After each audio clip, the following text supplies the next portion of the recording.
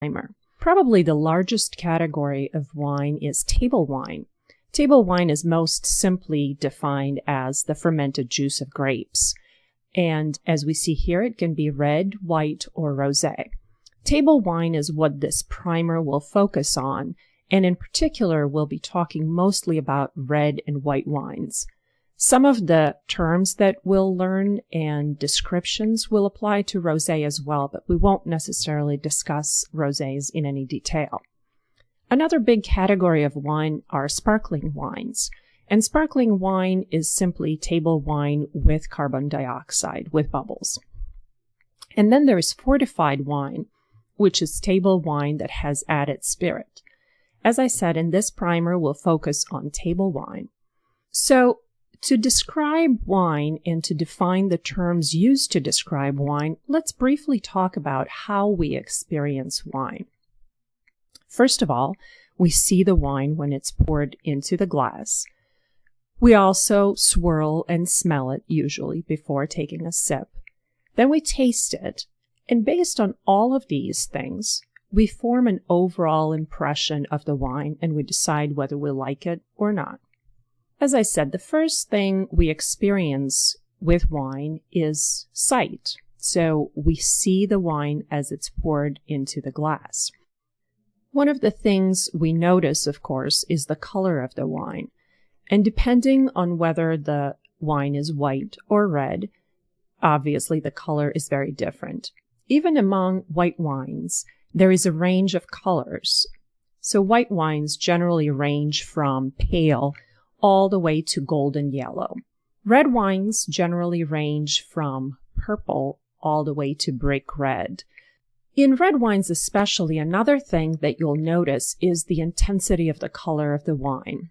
So some wines are really light in color, even though they're red, and you can almost see through them. Other wines are deeper, still others are almost opaque to where you literally can't see through the wine that's poured into a glass. Another part of seeing a wine is also looking for sediment in the glass. Some wines will have sediment. These days, those are very few and far in between. Most wines will be clear, especially white wines. The vast majority of white wines are clear. Sometimes you'll drink a wine that might not have been filtered. A white wine, if it's not filtered, might have a little bit of sediment. It's important to remember that sediment is not undesirable in wine. However, if you feel uncomfortable drinking it, it's perfectly fine to leave a little bit of wine at the bottom of the glass to avoid the sediment. Sediment is a little more common in red wines, especially red wines that are aged a little bit. And again, it's perfectly fine to leave it in the glass, even though it's not an undesirable thing. To avoid sediment, wine is sometimes decanted. You can also avoid pouring the sediment into the glass by pouring out of the bottle very carefully. The next thing after we see a wine, of course, is smelling it. And as you probably already know, before smelling a wine, it's a good idea to swirl the glass. That's why it's important not to put too much wine in the glass, so you can swirl. When you swirl the glass, you release the aromas of the wine, and so it's easier to detect those aromas. Now, smelling a wine is probably one of the more intimidating parts of experiencing a wine. We've all seen wine professionals and people who know about wine smelling a wine and then using some very specific terms to describe it, including things like dried rose petals, lychee, even things like wet socks. And this can be confusing and intimidating sometimes. So let's talk about some general categories of aromas that are found in wine. And remember that these are just suggestions. Smelling a wine is obviously a subjective experience. So while most of us can agree on some general aromas we discover in a wine, part of what you're smelling will depend on your experiences. Some people just have a better memory for smells than others. But the good news is that as you learn more and as you start paying more attention to wine and the aromas in wine and the aromas in other substances in your daily lives, you'll be better at describing what you smell in a wine. That said, here are some general categories of aromas found in wine. The first one, of course, is fruit, and that can be berries such as strawberries, raspberries, blackberries. It can be tropical fruit. It can be citrus. It can be tree fruit like apples and pears. Another broad category of aromas in wine is minerals. Flint, whetstone, chalk. Generally, these are more common in white wines. Then another common category are spices. Cinnamon, vanilla, cloves, orange peel, licorice, etc. Wine can also have floral smells, such as rose, orange blossom, violet. Sometimes, more rarely, but wine can smell of vegetables like olives and asparagus and bell pepper and mushroom. It can have earthy aromas, aromas of dust or mud or forest floor. There are many other aromas too: cigar, leather, cedar, tar, black tea, tobacco. So as you start learning about wine and experiencing more wines, try to think of what the aromas in that particular wine remind you of. My suggestion when smelling a wine is to swirl it and then close your eyes when you actually smell it. This helps you not be distracted by what's going on around you and focus more on what you're actually smelling in the glass. So feel free to close your eyes, take the first whiff, then take a little break and take another whiff, because often what we smell at first is confirmed, but it can be disconfirmed by the second try. So take one whiff, take a little break, smell the wine again, and think of what it reminds you, what types of aromas you detect.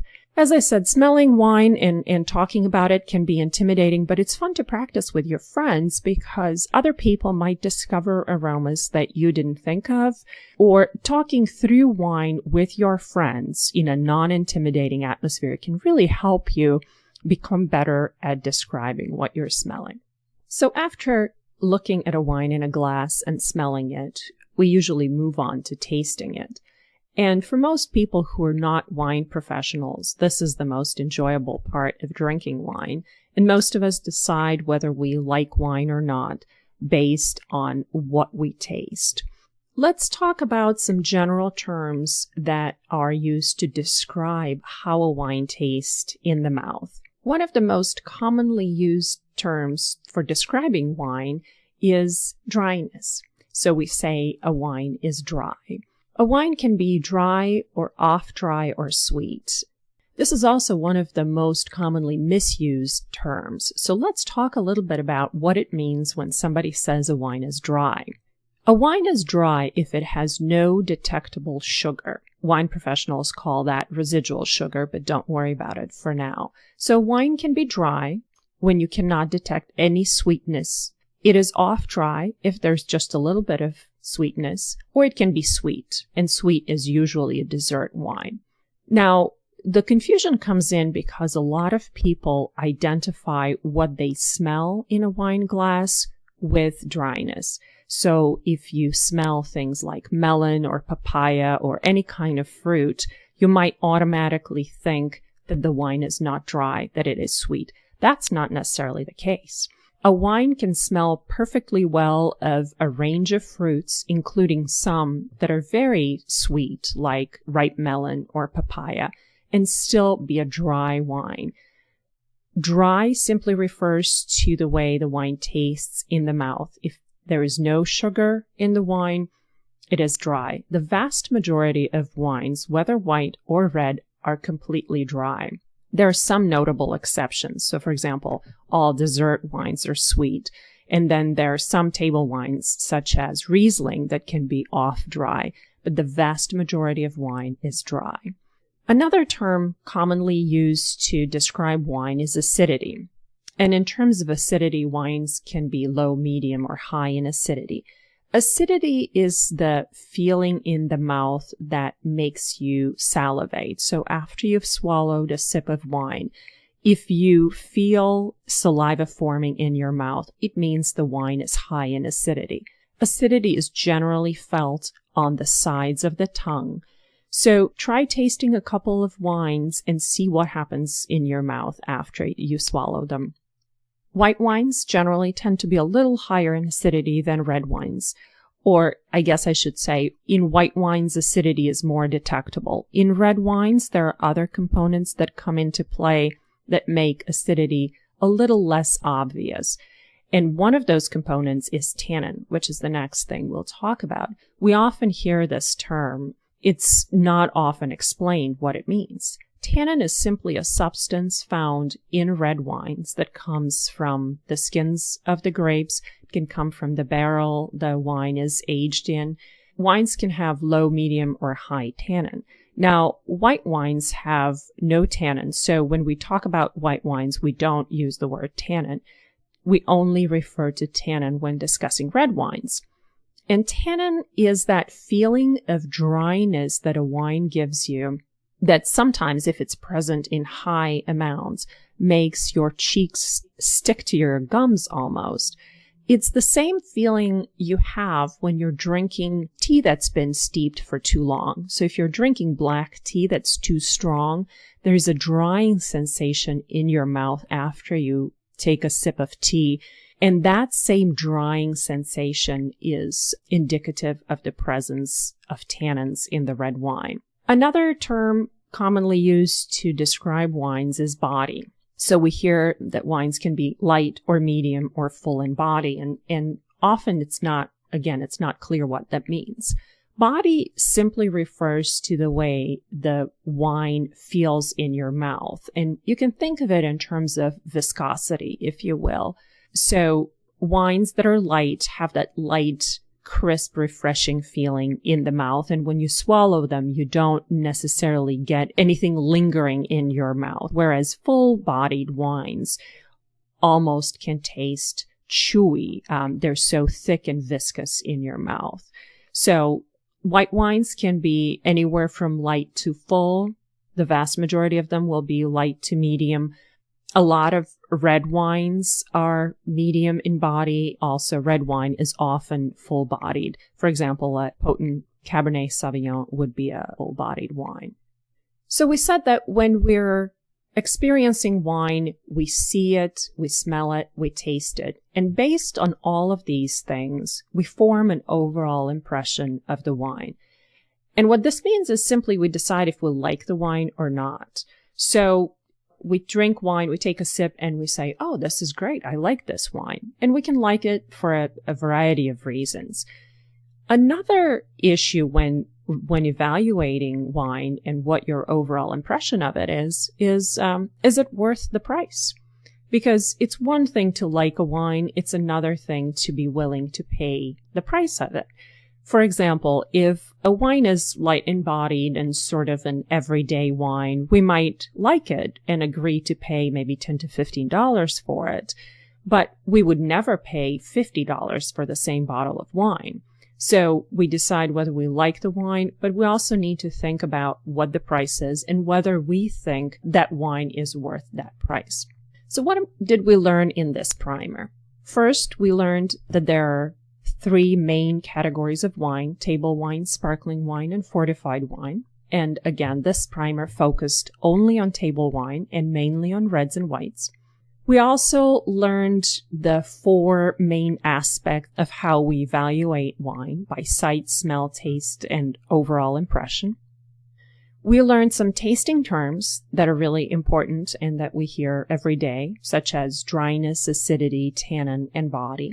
And you can apply all of these things the next time you're buying a wine, whether it's in a store or in a restaurant, or the next time you're talking to your friends about wine, giving them recommendations or getting recommendations from them.